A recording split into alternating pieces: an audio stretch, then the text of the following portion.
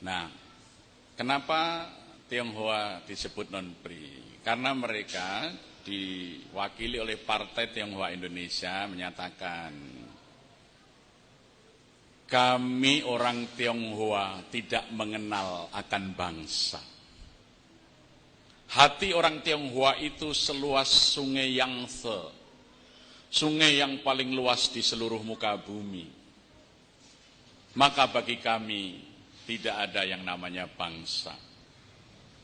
Maka sekiranya negara ini merdeka, kami akan menjadi warga negara, tapi tidak menjadi bangsa Indonesia. Dan karena ikatan kami dengan negeri leluhur secara budaya sangat kuat, izinkan kami juga masih mengikatkan diri dengan negeri leluhur itu. Maka perkenankan kami memiliki 2 kewarganegaraan. Sementara Partai Arab Indonesia, juru bicaranya Abdurrahman Baswedan bercerita, nenek moyang kami dulu datang dari Hadramaut tidak membawa istri. Mereka menikah dengan orang-orang pribumi. Kami ini lahir dari laki-laki Arab dan perempuan-perempuan pribumi. Kami makan tidak lagi dengan daging-daging onta. Kami sudah makan dengan makanan-makanan setempat. Yang saya dan kami semua minum adalah airnya Indonesia. Maka sesungguhnya kami adalah bangsa Indonesia. Maka pada tanggal 9 Agustus 1945 BPUPK, aslinya tidak pakai I, belum ada kata Indonesia di situ, atau Dogoritsu Jumbejo Sake, menetapkan suku bangsa Arab adalah suku bangsa asli Indonesia. Itu ditetapkan tanggal 9 Agustus 1945 oleh Badan Usaha Persiapan Penyelidik Usaha Persiapan Kemerdekaan Indonesia. Maka kemudian setelah Indonesia merdeka tahun 55 dari permintaan ini, Bung Karno ketemu Chu Enlai, Perdana Menteri RRC, membuat kesepahaman orang Tionghoa di Indonesia harus diberi hak dui kewarganegaraan. Bung Karno mensyaratkan boleh, tapi dia juga warga negara Indonesia harus pakai nama Indonesia. Sebagai warga negara Cina silahkan dia pakai bahasa Cina. Maka dikeluarkan keputusan presiden tahun 55, orang Cina harus memiliki 2 nama. Ya, maka misalnya Sudono Salim, itu nama Indonesianya, nama Cinanya Lim Swee Leong. Basuki Cahaya Purnama, nama Indonesianya, bahasa Cinanya singkatannya Ahok. Itu karena itu mereka tidak mau jadi bangsa Indonesia, mereka hanya mau jadi warga negara, itu pun meminta dui kewarganegaraan. Ini semua otentik, ini sejarah kita bisa buka ya. Nah, sampai orang Cina keberatan kalau harus pakai nama Indonesia. Maka seorang tokoh Cina di Jakarta terpaksa berganti nama karena itu peraturan pemerintah. Dia menamai dirinya Kasnawi karena Dipanegara. Bekas Cina Betawi tukar nama karena dipaksa negara. Jadi sebagai kritiknya terhadap keputusan presiden yang harus 2 nama, dia memberi namanya sendiri Kasnawi karena Dipanegara. Bekas Cina Betawi tukar nama karena dipaksa negara. Nah, maka muncullah kewarganegaraan untuk Cina itu non-PRI. Kalau Arab PRI karena sudah diputuskan tanggal 9 Agustus 45. Jadi kalau orang mengatakan Anies itu juga non-PRI, dia berarti nggak ngerti pembahasan Undang-Undang Dasar. Ya politisi kok goblok begitu, maaf itu ya. Katanya Soekarnois, nggak tahu bahwa Soekarno itu sudah menetapkan non-PRI dan diberi hak 2 nama. Iki Soekarnois belajar kok Pak Karno bakul bakso, bukan Bung Karno pendiri negara. Ya.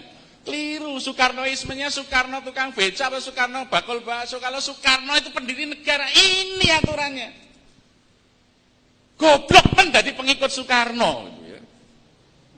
Ya, ini. Maka Soekarno dulu mendirikan partai gambarnya banteng ngamuk, banteng ketaton, maka kepalanya miring gitu. itu karena itu diambil dari simbolnya Partai Serikat Islam. Dulu SI itu gambarnya banteng ketaton, ya, kemudian dikelilingi bintang, belakangnya bumi yang diikat dengan tali, ya, dengan tulisan Joyo Kuwoso. Nah, kalau berhasil kita akan berkuasa. Maka PNI ngambil kepalanya, Masumi ngambil bulan bintangnya, NU ngambil jagat dan talinya. Itu semuanya diambil dari simbolnya Serikat Islam. Maka Cokroaminoto itu disebut Bapak Negara Indonesia. Semua partai politikus ngambil simbolnya dari simbol Serikat Islam. Enggak ada yang tidak. Baru sekarang ini saja karena jajahan Amerika pakai simbol Amerika, 3 berlian. Namanya juga Demokrat, ya toh? Ada yang ngambil dari mana partai ini? Ada yang ngambil dari Timur Tengah namanya Partai Kebangkitan, ya toh? Itu kan Ba'as, itu Partai Al-Ba'as di Irak. Jadi kita ini karena mental jajahan nama partai aja harus diimpor gitu ya. Simbolnya diimpor. Sekarang tidak banteng yang ngamuk membela rakyat. Sekarang limusin kelihatannya atau simental. Ya, gambarnya itu gemuk itu. Nah, tidak lagi. Nah, ini satu contoh saja sejarah itu menjadi darah perjuangan gitu ya. Enggak ngerti sejarah akhirnya perjuangan itu artinya kalau pecah terus yang satu jadi perjuangan. Mudah-mudahan di sini nggak ada nanti takmir perjuangan. Masjid perjuangan nggak ada. Nah, jadi itu kita lihat. Jadi ini semuanya historis. Saya kebetulan oleh gubernur melalui Biro Hukum ditugaskan ketika ada pengacara dari Jalan Taman Siswa ini namanya Handoko menggugat ya, surat instruksi Wakil Kepala Daerah nomor 9 ya, 8A tanggal 5 Mei 1975 yang menentukan apabila terjadi jual beli tanah antara pribumi dengan pembeli non pribumi Tionghoa, maka penjual tanah yang pribumi harus melepas hak-haknya kepada negara dan negara membelikan kepada pribumi Tionghoa, non pribumi Tionghoa ini selain hak milik. Maka sampai hari ini di Yogyakarta non pri Tionghoa tidak bisa memiliki hak milik tanah. Ini digugat di Mahkamah Agung. Saya yang kebetulan ditugaskan oleh Biro Hukum bersama Pak Acil sebagai pengacara, saya yang diminta membuat eksepsinya. Alhamdulillah sudah menang, ditetapkan ini masih berlaku, sudah inkrah. Kemudian datang Komnas HAM meminta ini mau dicabut, minta Sultan. Saya kebetulan juga diminta mendampingi. Kemudian terakhir kemarin Ombudsman RI dan Kementerian Dalam Negeri. Saya waktu itu sedang mengantar tamu dari Malaysia, ditelepon oleh Pak Sekda, Pak Kiai tolong ikut menemui Kemendagri dan Ombudsman RI untuk menjelaskan tentang diskriminasi kepemilikan tanah. Nah, ketika saya uraikan, saya jelaskan sejarahnya itu sejak HB2, itu kemudian malah utusan dari Kemendagri dan Ombudsman itu, wah kalau begitu ini malah harus diperkuat, gitu ya. Alhamdulillah. Tapi sekarang Handoko mengajukan gugatan, saya beritahu baru minggu yang lalu oleh Biro Hukum, mengajukan gugatan di Pengadilan Negeri. Apa gugatnya? Minta supaya pemerintah DIY membayar biaya perkara, karena dia disuruh membayar biaya perkara 5 juta ketika mengajukan ke Mahkamah Agung. Maunya, lawang saya kalah kok suruh bayar, yang bayar ini mengajukan gugatan di Pengadilan Negeri Yogyakarta. Ini belum kita hadapi. Kemudian belum ada panggilan sidang ya, dan kemudian di belakangnya juga masih mempersoalkan kekalahannya itu. Ya, ini sudah bertentangan dengan Undang-Undang Dasar dengan ini. Mereka nggak tahu Undang-Undang Dasar itu ada latar belakangnya tadi. Bukan kita ini memisahkan orang Tionghoa sendiri yang tidak mau menjadi bangsa Indonesia.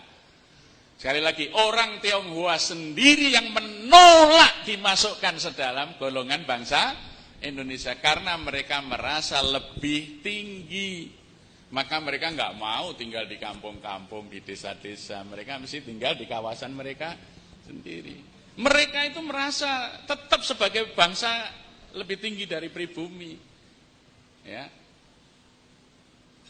Coba ada nggak di desa sampean orang Tionghoa yang berbaur dengan masyarakat tinggal di kampung?